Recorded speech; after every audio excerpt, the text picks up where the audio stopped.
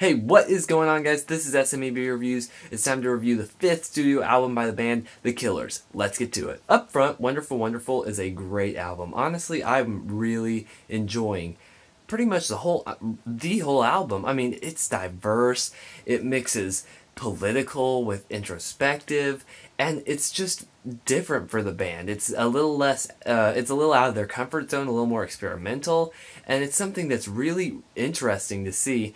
I really enjoyed the Killers' debut album, Hot Fuss. Sam's Town is a great album, and so I do actually enjoy that synthy sound that they've kind of established. But getting to hear them pull away from that sound and kind of develop something new and develop a sound that does not necessarily just focus around the synth, it's very refreshing. And that's not to say that there is not a lot of synth, and because that's not true. There is a lot, but the synth is not necessarily the forefront, and that is one thing that's extremely refreshing to see.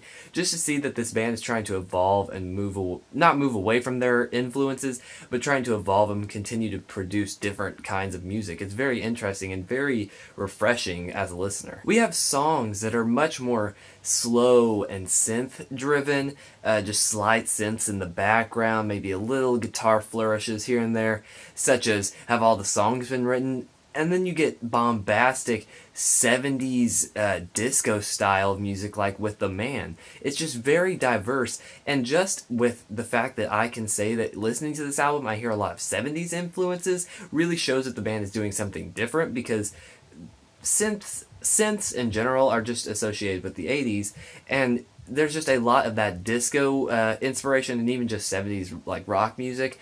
There's just a lot of that kind of influence in this album, just to show that they are trying to be diverse and branching out from not from what they originally had established themselves as, and they're not just settling and just trying to produce more music that just the fans will enjoy.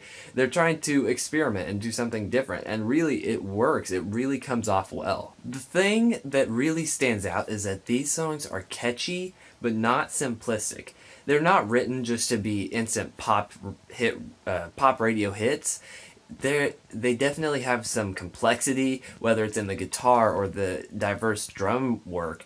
The bass is very different and a little poppy on this album, and I very much enjoy it. But you can tell that they're not just trying to go for a very basic pop song that's just going to sell well, but yet it's catchy. They know how to write a good hook, but not make it just simplistic as most pop songs are. And it's very interesting to hear, and it's a very diverse album. It's definitely a word that I want to come back to, only because there's, like I said, there's a lot of 80s influence, a lot of 70s influence. There's just slower ballads, and then there's upbeat, fun dance songs that honestly are very intense, like Run for Cover, the second single off the album. It's just very intense, and you really feel intensity. There's introspective songs like Some Kind of Love, and then there's some songs that are more just focused on the world in general, and that's just very interesting. It's very good to hear just that kind of that diversity, because it's something that as a critic I look for, and it's something that they really mastered well. They have the upbeat, the slow, the personal, the political, or worldly, or just in general non-personal songs, and that's just very refreshing. It's a very interesting listen, and definitely a well-recommended album. Honestly, listening to it, I've been a fan of the Killers, but I listened to this and I have a hard time saying that this is not one of their best albums, if not their best. Hot Fuss and Sam's Town are very good. Day and Age and Battleborn are not quite as good, but honestly, listening to this album, I have to say it's one of their best albums, if not the best. The Killers really seem to be trying to set trends and not follow them. They're really trying to stand out, and that's just something they're very good at. I mean, they are one of the early pioneers of just that 80s wave that came in early 2010, around that time. They definitely, in that era, they definitely brought upon that wave, just because of their very distinct 80s synth sound, and they're really trying to just set trends, not follow them, and it's really interesting.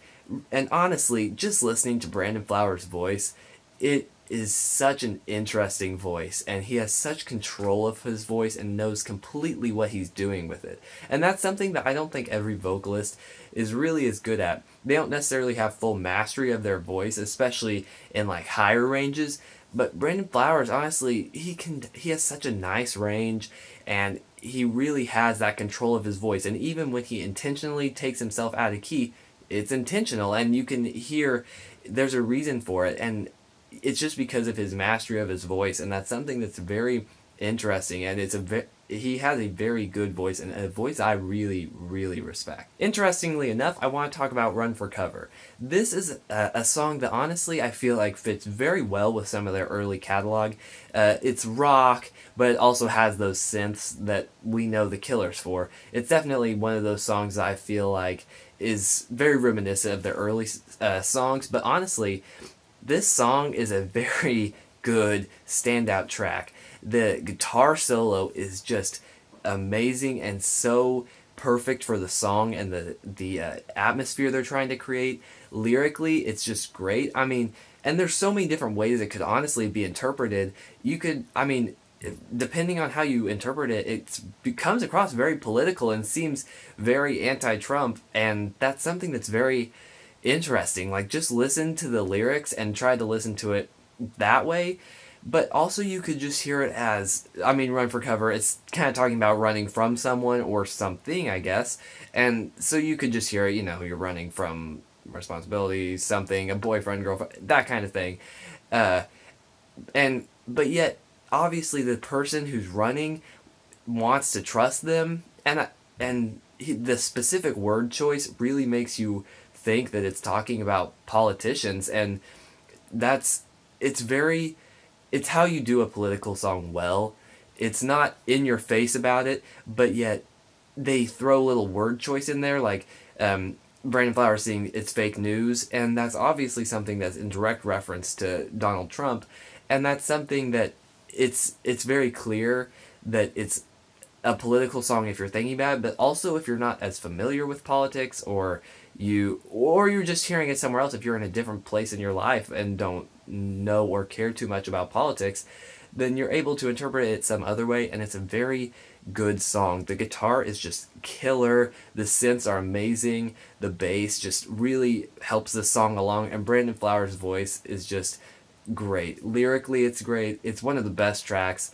It is probably my favorite track, along with Rut, a track that is much more synth driven, but honestly has just a very hopeful sound. It's a sound that is hard to replicate, and something that sounds very familiar, yet I had never heard this song before, obviously, but it's just a very familiar and hopeful sound, and it brings happiness just by hearing it, even though the song is not necessarily happy. Every single track, honestly, is extremely good, and I don't have many complaints with this album.